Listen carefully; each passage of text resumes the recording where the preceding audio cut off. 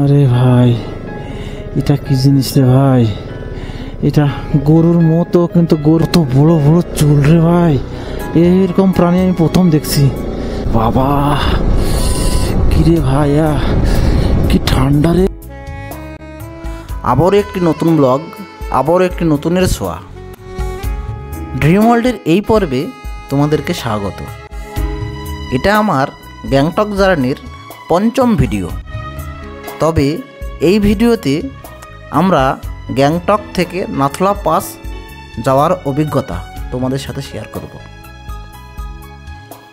এই পর্বে যাওয়ার পথেই পড়বে ছাঙ্গু ভ্যালি, ছাঙ্গু লেক, বাবা মন্দির। সবকটি সাইড সিনই এই রাস্তার উপরেই পড়বে, তাই আলাদা করে প্ল্যান করার কোনো প্রয়োজন নেই। একই রাস্তার উপরে যেহেতু পড়ছে, সেহেতু আমরা সবকটি সাইড সিন সেরেই আসবো। তাই আমরা সকাল সকাল বেরিয়ে পড়লাম। পারমিট যেহেতু গত রাত্রে কাগজপত্র আমরা অফিসে দিয়ে এসেছিলাম, তাই সকাল সকাল পারমিট আমরা পেয়ে গেলাম। চলো তাহলে শুরু করি আজকের জার্নি। কতটা খাড়া দেখো। আর নসুর ভাইরা, আলমগীর ভাইরা একটু তাড়াহুড়ো করে বেরিয়ে গেছে হোটেল থেকে, আমাকে রেখে চলে গিয়েছে। তো আমি পেছনে চলে এসেছি, অনেকটা পেছনে।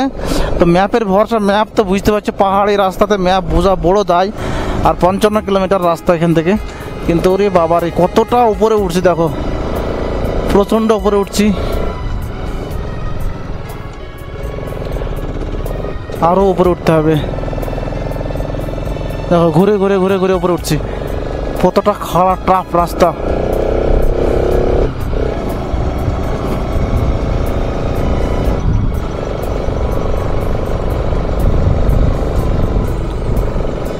দেখো এই যে রাস্তা ডবল চালানো বেশ কঠিন। দেখো টপে উঠে পড়েছি। ওরে বাবা, গাড়িতে 2-3 চলতে হয়েছে গাড়ি।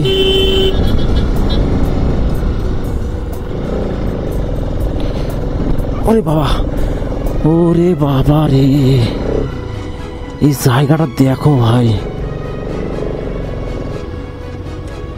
আমরা ওই জায়গায় ছিলাম, ওখান থেকে উঠতে উঠতে এখানে চলে আসলাম। ওরে বাপ রে বাপ, কোন মকরশালে উঠলাম আমি। ওরে বাবা, আরো তো উঠতে হবে মনে হচ্ছে। গাড়ি চালানো যে কতটা টাফ পাহাড়ি রাস্তায়, সেটা তোমরা অন্ধ্রে অন্ধ্রে বুঝতে পারছো ভাই। পেছনে ব্যাক গিয়ার আসে না। তোমরা একবার দেখো, আমরা ওই জায়গায় ছিলাম, একবারে দিশলাইয়ের খাপের মতন লাগছে বড় বড় বিল্ডিংগুলো। দেখো দেখো, নাথুলা যাওয়ার রাস্তাতে কি পরিমাণে গাড়ি চাপ দেখো। অ্যাকচুয়ালি 10টার দিকে চেক পয়েন্ট খোলে, ওই জায়গাটা 10টার আগে ঢুকতে দেয় না। আমাদের পারমিট পাওয়ার পরবর্তীতে আমাদের সময় একটু এদিকে নষ্ট হয়ে গেছে। আর আমি একই রাস্তায় ঘুরে ঘুরে মরেছিলাম, মানে ম্যাপটা একটু গন্ডগোল ছিল। যাক, অন্য রাস্তাতে ঘুরেছিলাম, বুঝতে পারিনি। আর নসুর ভাইরা একটু আগে চলে এসেছে।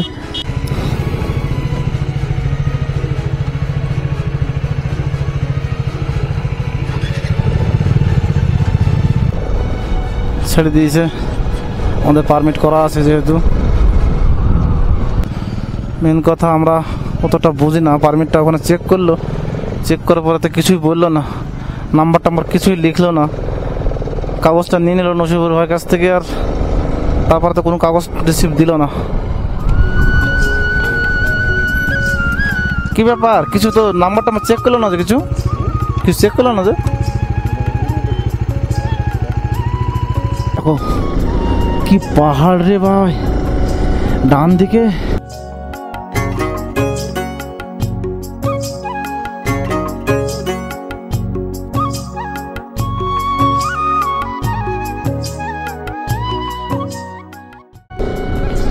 দেখো, পাহাড়টা দেখো কি ভয়ঙ্কর ভয়ঙ্কর পাহাড়। ওরে বাপ রে বাপ। রাস্তা সত্যি বলতে গেলে ইস্ট সিকিমের রাস্তা সত্যিই ভালো, তবে গুগল ম্যাপে আমাদেরকে দেখাচ্ছে সাঙ্গু লেক এখনো 55 কিলোমিটার 52 কিলোমিটার। দেখো কি প্রচণ্ড ঠান্ডা, দেখ গ্যাংটকের চাইতেও আসছে, ক্রমশ ঠান্ডা বাড়ছে। আমি তো ভেবেছিলাম যে গ্যাংটকে তো খুব একটা ঠান্ডা নাই, তো বরফ কী করে দেখতে পাবো, কিন্তু না, মোবাইল ম্যাপে দেখাচ্ছে যে মোবাইলে যে ওয়েদার আছে সেই ওয়েদারকে গিয়ে 5 ডিগ্রি -5 ডিগ্রি সেন্টিগ্রেড তাপমাত্রা এখন বর্তমানে। তো দেখি বরফ যদি কপালে থাকে, কেননা গতকালকে এবং গত পরশু দিনের আবহাওয়া খুব খারাপ গিয়েছে এখানকার। আমরা গতকালকে তো ঘুরতেই পারিনি বৃষ্টির জন্য। আজকে আমরা সকাল সকাল বেরিয়ে পড়েছি ইস্ট সিকিমের উদ্দেশ্যে। তোমরা বুঝতে পারছো যে একটা ইস্ট সিকিমে যেতে গেলে একটা পারমিটের প্রয়োজন। আমাদের পুলিশ নাকা চেক পয়েন্টে পারমিট চেক করার পরে আমাদেরকে ছেড়ে দিয়েছে। আর অ্যাকচুয়ালি যারা এখানকার স্থানীয় গাড়ি ভাড়া করেছে তাদের কিন্তু অতটা অসুবিধা হচ্ছে না, আমাদের যতটা অসুবিধা হচ্ছে। তবে আশা করি কোনো প্রবলেমে পড়িনি। আগামীতে দেখো পাহাড়টা দেখো, ওরে সর্বনাশ, ওই হয়তো ওই ওপরের দিকে আমাদেরকে উঠতে হতে পারে। দেখো কত সুন্দর, ও অসাধারণ, কি লাগছে রে ভাই, এটা কি?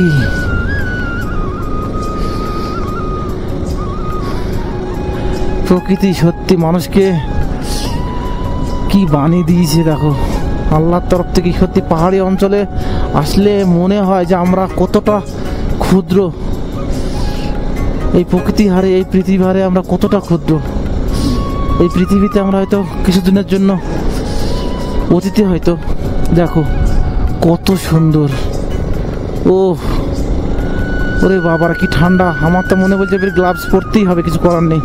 আমি তো হাত গ্লাভস পরিনি, কেননা হাত গ্লাভস পরলে লোকগুলো একটু ব্যথা ব্যথা ভাব হয়েছে। গতকালকে অলরেডি অনেক গাড়ি চালিয়েছি, তো গাড়ি চালানোর পরে খুব ব্যথা করছিল। তো আমি এবার ওরে বাবা গোসলো, মানে আবার দেখো টার্নিংগুলি দেখো, শুধু পাহাড়ের উপরে আমরা উঠতে চলছি, পাহাড়ের উপর। দেখো সামনে ওই ভিউটা দেখো কত সুন্দর রে ভাই। আর এখান থেকে যদি গাড়ি অ্যাক্সিডেন্ট হয়ে নিচে পড়ে যায়, তার বডি ফেরত বাড়িতে যাবে কিনা সন্দেহ আছে। হায় রে হায়, ওরে বাবা রে কি ঠান্ডা।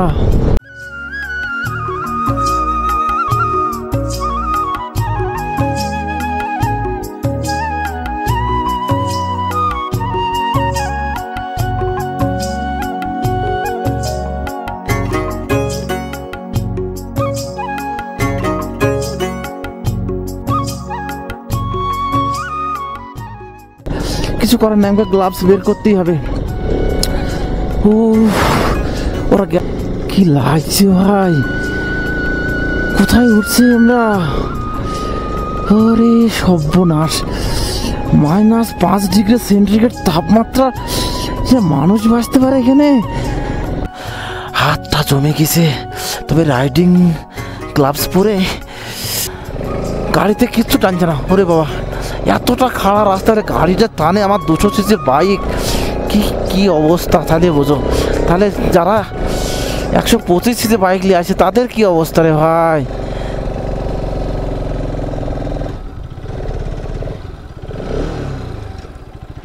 কি হইলো, টানছে না কেন?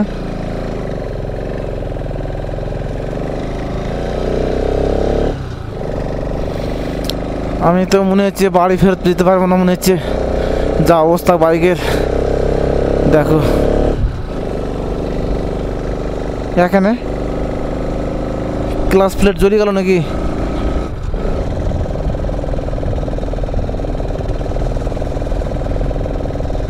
মনে হচ্ছে ক্লাস প্লেটই জ্বলে গেছে। এক করতে কি আর এক হয়ে গেল নাকি? এখন তো 42 কিলোমিটার রাস্তা, যাবো কি করে?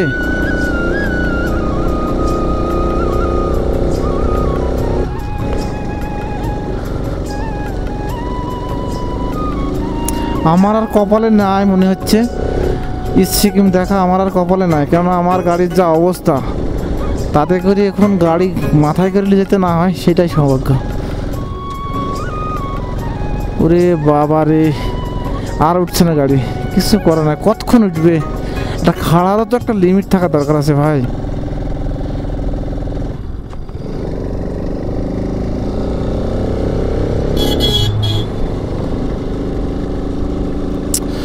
এ সর্বনাশ, এরা উঠছে কি করে? আমি ভেবেছিলাম গাড়িতে টানছে না, যাওয়া হবে না, কিন্তু এবার তো টানছে মনে হচ্ছে। কি হয়েছিল কি জানি বুঝতে পারলাম না। যাক,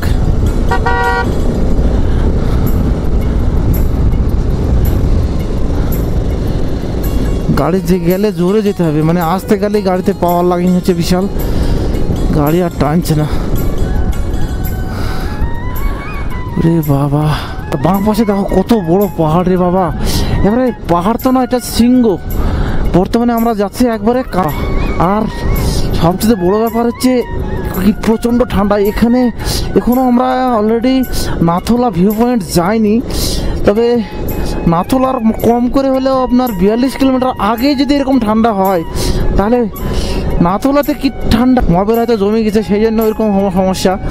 মানে আমার গাড়িতে টানা বন্ধ করে দিয়েছিল, মোবাইল জমে গিয়েছিল হয়তো, মানে এতটা ঠান্ডা গাড়ি। ওরে বাবা ভাই, এই সাইডে কি ওটা? বাপরে বাপরে বাপরে, যখন একটু একটু সমতল মতন রাস্তাটা পাচ্ছে গাড়িটা টানছে, তারপরে টানছে না। অ্যাকচুয়ালি হিমালয়া গাড়ি ছাড়া এই পাহাড়ি রাস্তায় আসা উচিত না, আমি এখন দেখতে পাচ্ছি। সে বড় গাড়ি হলেও কোনো সমস্যা না, ডমিনার বলো আর আরএসি বলো। আমার 200 সিসি গাড়ির অবস্থা যদি এই হাল হয়, তাহলে 150 সিসি 125 সিসি গাড়ি তো উঠবেই না, যাবেই না উপরে।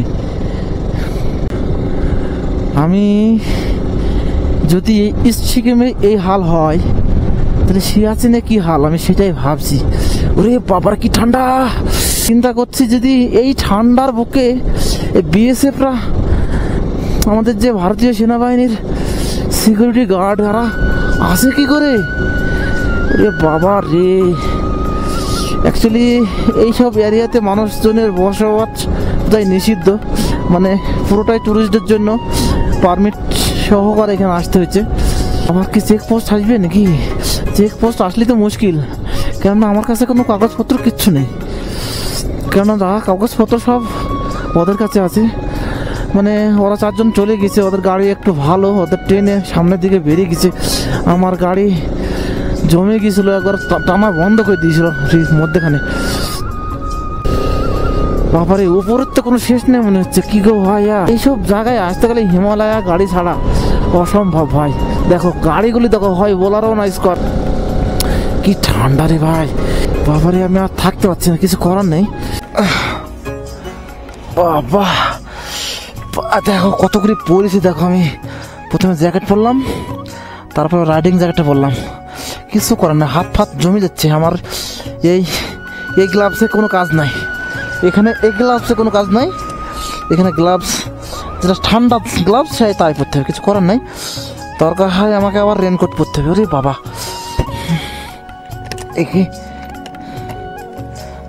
বাপরে বাপরে, ঠান্ডা শেষ না, কি অবস্থা। গাড়ি জমে, গাড়ির মোবাইল জমে যাচ্ছে, গাড়ি টাটলিছে না, সেই জায়গায় মানুষের রক্ত কি করে ঠিক থাকে?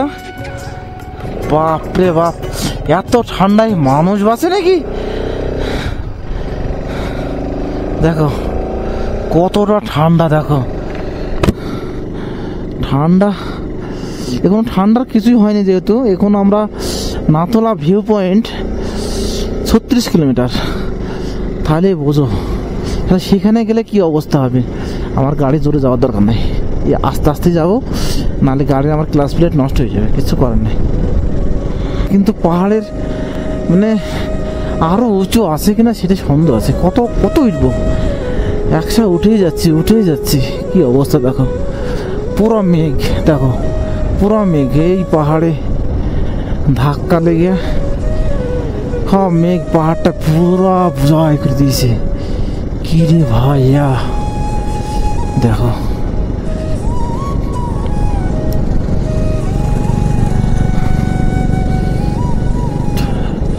কি ঠান্ডা রে বাবা, আরে বাবা রে বাবা।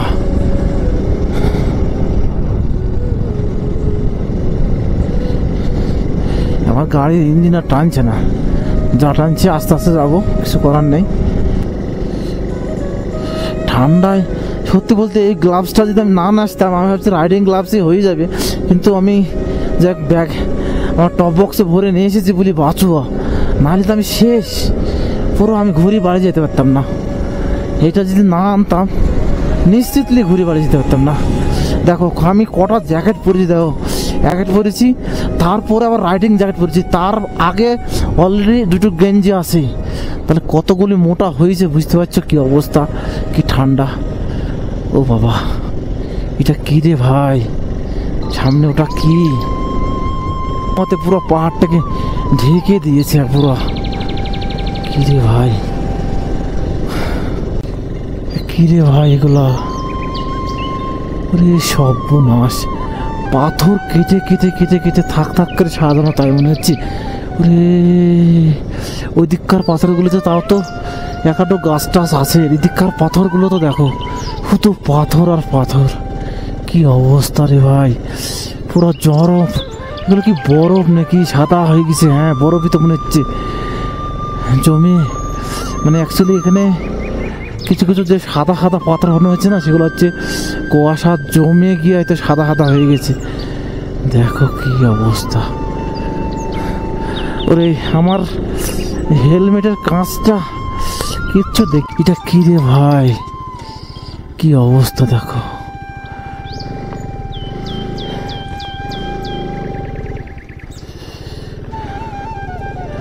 কি অবস্থা। এখান থেকে ছবি না তুললে আর আমি আর পাচ্ছি না, কিছু করার নেই, ছবি তুলতেই হবে। আমি একটু দাঁড়ালাম, কি রে ভাইয়া, আরে গাড়ির চাবিটাকে বন্ধ করি, ঠান্ডাতে তো আমি জমে গেলাম। ও মেঘ দেখো, মেঘ, মেঘের, হ্যাঁ থ্যাংক ইউ স্যার। দেখ আমি তো পুরো শেষ হয়ে গেলাম ভাই, এটা কি রে ভাই, মোবাইলটা নিয়ে আসি আমার। ফাইনালি এই রাস্তাতে একটু দাঁড়াইছিলাম, মানে দাঁড়িয়েছিলাম কারণটা হচ্ছে এখানে অসাধারণ ভিউ, দেখো তোমরা, কিছু করার নাই, প্রকৃতি আমাদেরকে দাঁড়াতে বাধ্য করছে, কি অবস্থা দেখো, দেখো ও অসাধারণ ভিউ, আর টানছে না গাড়ি, যাক। ওরে বাবা কি ভিউ রে ভাই, ছবি তুললাম কটা ওই জায়গাতে, অসাধারণ ভিউ। যাক দেখো, যারা 4 চাকা নিয়ে এসছে তারাও দাঁড়িয়েছে, অনেক ছবি তুলছে, কি অবস্থা। আমি রাইডিং জ্যাকেটটা খুলে ফেললাম, মানে কি বলবো, রাইডিং জ্যাকেটটা পরে মানে গাড়ি চালানো অসম্ভব হয়ে দাঁড়িয়েছিল, কি করবো, যে কোনো একটা জ্যাকেট, দুটো জ্যাকেট একসঙ্গে আটছে না। দেখো কত সুন্দর ভিউ, দেখো ও কিরে ভাইটা, পাহাড়ের চূড়াটা দেখে মনে হচ্ছে কোনো কোনো জায়গায় এটা যে দেখছো এই যে সাদা সাদা ভাব, ওগুলো হয়তো সূর্যের আলো পড়েছে, সাদা, কি অবস্থা দেখো, হলুদ হলুদ ভাব। আমি ভাবছি তো পাহাড়ের কালারটা ওইরকম, কিন্তু না, ওইগুলোতে লাইট পড়েছে, সূর্যের লাইট পড়েছে, আর আমরা যেটাতে যাচ্ছি সেটাতে সূর্যের লাইট পড়েনি। ওরে বাবা রে, কি ঠান্ডা রে বাবা, ওরে বাবা,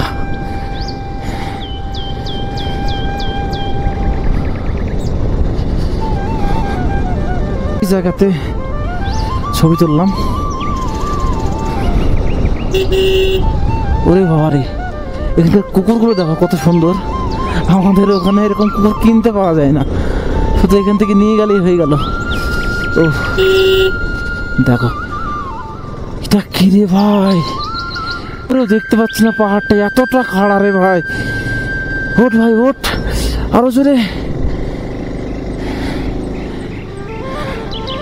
ওরে বাবা রে বাবা, এখানে ব্যাক লাইট দেওয়া মানে ফালতু, যেহেতু ওদিক থেকে গাড়ি খুব কমই আসছে সব এখন, যেহেতু সকালবেলা সবাই ওই দিকেই যাচ্ছে, ইস্টের দিকেই যাচ্ছে। দেখো আরে বাবা, ওর দেখি খাড়া রাস্তা, আবার খাড়া রাস্তা।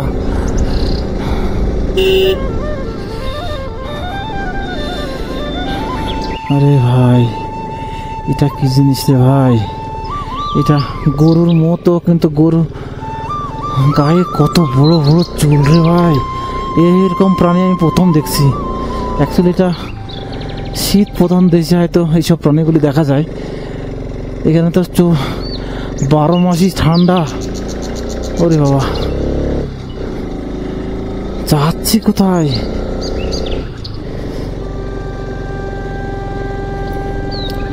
চীনের বর্ডার, পুরো চীনের বর্ডার, আর গাড়ি টানছে না। এতে কি যাবো কি করে, গাড়ি তো টানছে না, ওরা গেল কি করে সেটা তো বুঝতে পারছি না।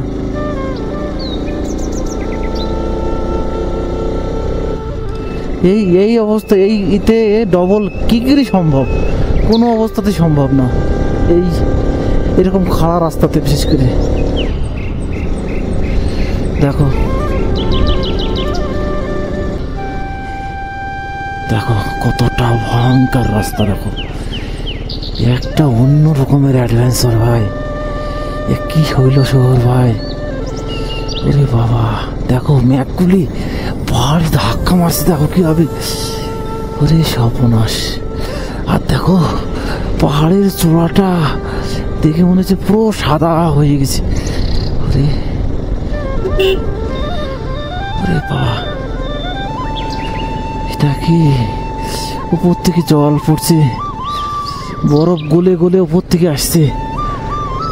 একটা ঝর্ণা দেখতে পেলাম, ছোট একটা ওয়াটারফলস। তো ওয়াটারফলস দেখার আমাদের টাইম নেই, সামনের দিকে এগোই, তারপরে আসার সময় দেখব, যতটা সময় পাবো ছবি তুলব। দেখো আরে ওঠ ওঠ ভাই ওঠ। দেখো হায় রে, সিকিম সত্যি জীবনে আর আসতে পারবো কিনা সেটা ভবিষ্যৎ বলবে। তবে আমি স্বপ্ন ভাবিনি যে আমি এই যে চীনের বর্ডার ইস্ট সিকিমে নাথুলা সাঙ্গু লেক আসতে পারবো। খুবই সত্যি আমি আসতে পেরে নিজেকে খুব গর্বিত মনে করছি, যেহেতু যেখানে পুরো চীনের বর্ডার। ওরে বাবা, ওরে বাবা রে, কি রে ভাই, ওরে বাবা। দেখো